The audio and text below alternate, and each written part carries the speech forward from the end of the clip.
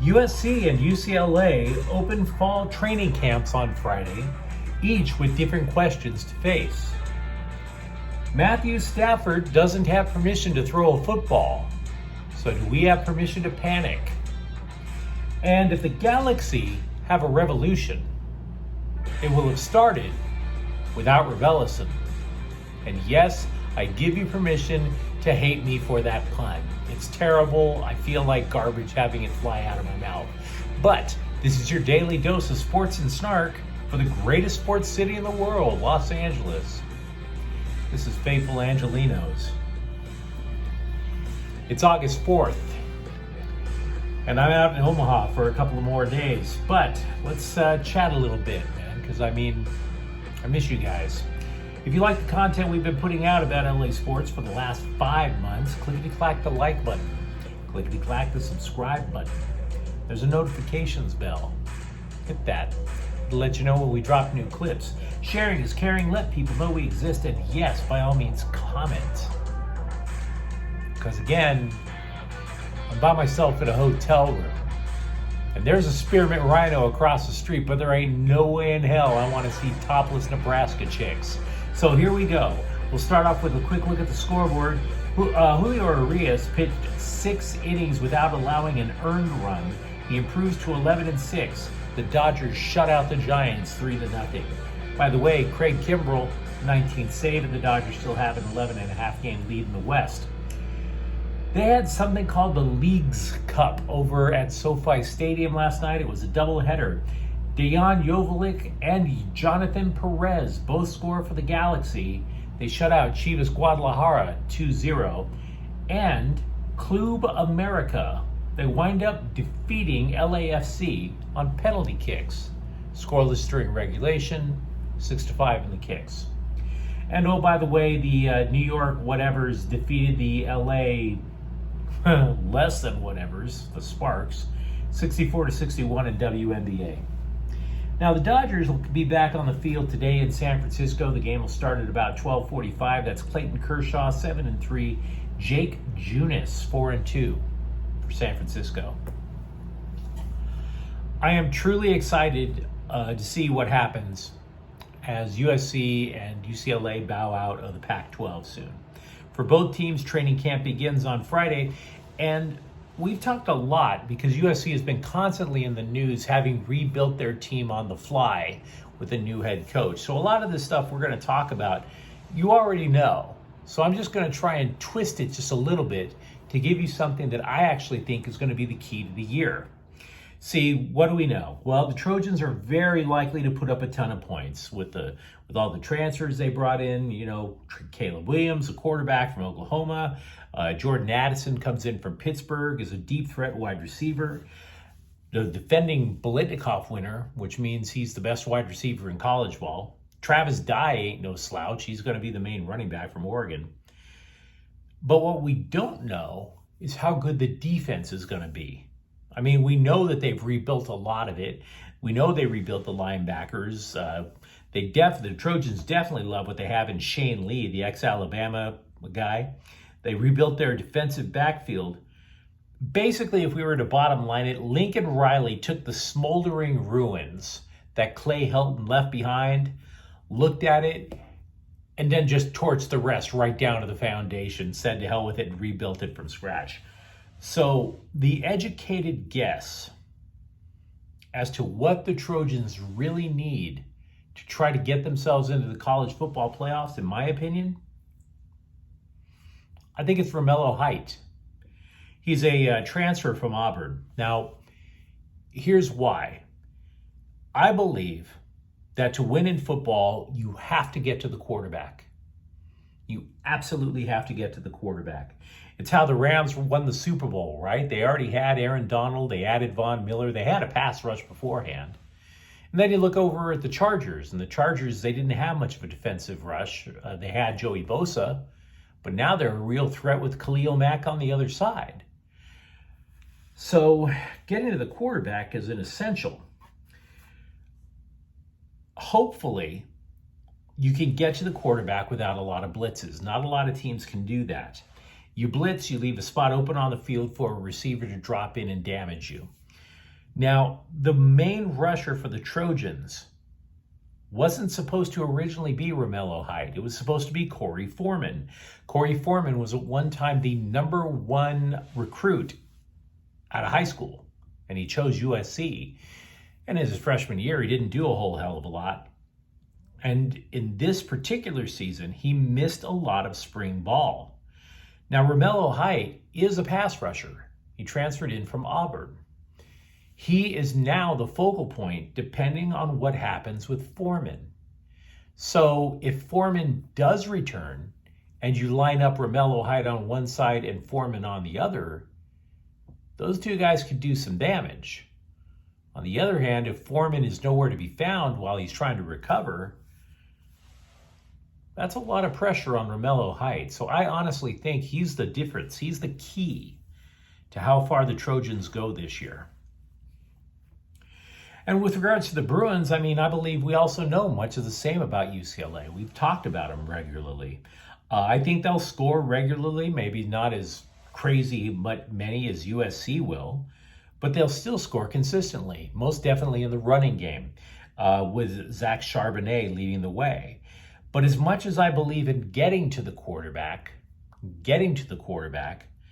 the Bruins, I don't think they're going to have too much problems getting to the quarterback. They brought in a couple of transfers, brothers, Grayson and Gabriel Murphy.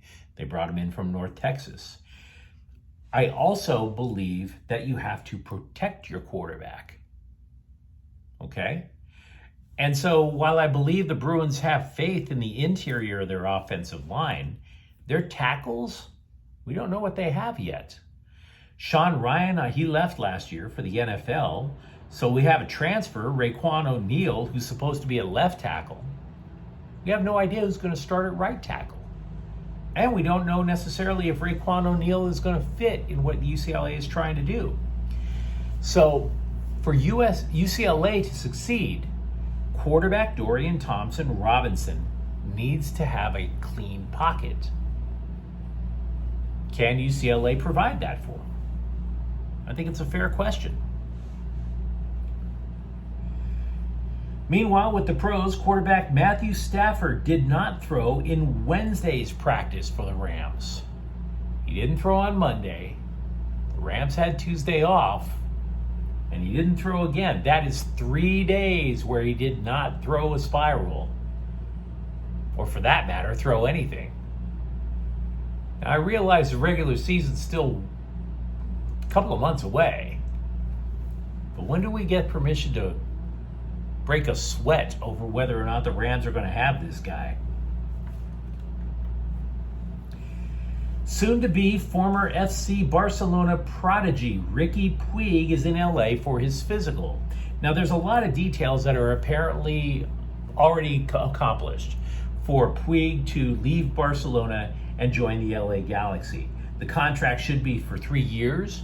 He is an attacking midfielder, so it would make sense that he would probably line up literally directly behind Chicharito with maybe Cabral on one side. Well, hopefully not Cabral, but you get the idea. He's just basically give this kid the option of which attacker he wants to feed for the open shot. But for the Galaxy to add Puig, they need roster space, and they need some money freed up. So, unfortunately, no, they didn't cut Kevin Cabral. What they did, the odd man out, is unfortunately Rayon Raveloson, who's going to France. The question is the size of the contract that Puig signs when he does sign it.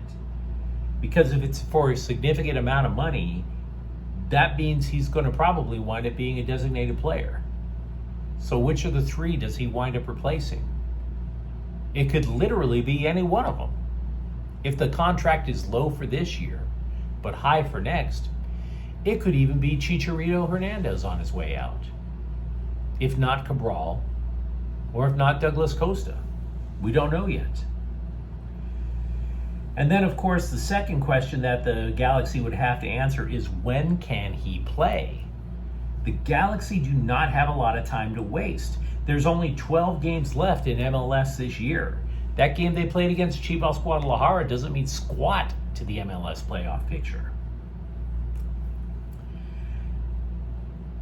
And finally, you want to keep in mind that he might set up good plays, but Puig is not considered an elite striker. So he may set up Cabral, but what if Cabral keeps kicking it into the concession stand like he's been doing all year? 6'7" wing player from Italy, Ibrano Conca. He has been cleared to play basketball for USC. This took a while. The Bruins are happy to have him, but it took a while to land because he actually has played professionally. He did play over in Russia, and like other basketball players, he didn't bring weed and get caught at the airport with it. 9 schools were known to be pursuing this guy. The Bruins, they got him, and they still have 2 open scholarship positions left for their roster. There will be a patch on Dodgers jerseys to commemorate the passing of legendary voice of the team, Vin Scully, which is the right thing to do. It's pretty much predictable, but just because it's predictable, it's still the right thing to do. Also with the Dodgers, news on 2 relievers. Brusdar Graterol hit 100 miles per hour in a bullpen session yesterday. Now, he's not ready for a rehab assignment, but he will face hitters soon.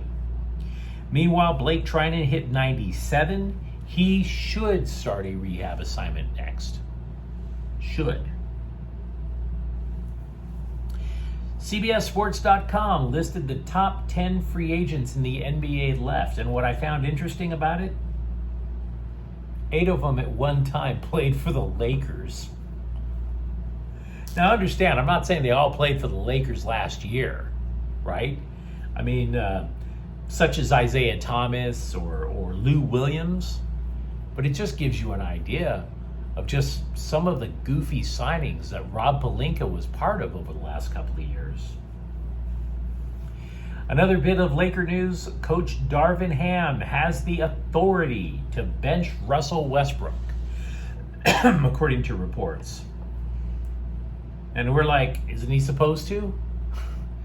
But yeah, I mean, it's like, oh, they can bench him in crunch time now. They can bench him in the starting lineup. And you're sitting there like, meanwhile, from the unemployment line, Frank Vogel is like, really? Really? LAFC will send a forward, Danny Musowski, to Real Salt Lake for about $250,000 in GAM money. Now, it's understandable that they would do that. I mean, the black and gold, their front 3, they're loaded up front. They have Gareth Bale coming off the bench right now, for Pete's sakes. So it's not like this Musowski fellow was going to get him a lot of playing time. I mean, if you think about it, the amount of time it would take to explain what GAM is would probably take you more time than what Musowski would get on the field. So yeah, he needed to go somewhere else. Now, if you enjoyed today's broadcast, don't forget to like and subscribe to Faithful Angelenos. We are trying to build something here for LA Sports. Thank you for watching. I'm James. We'll be back tomorrow. Faithful Angelenos is a Kia and Corte El Queso production. Take care.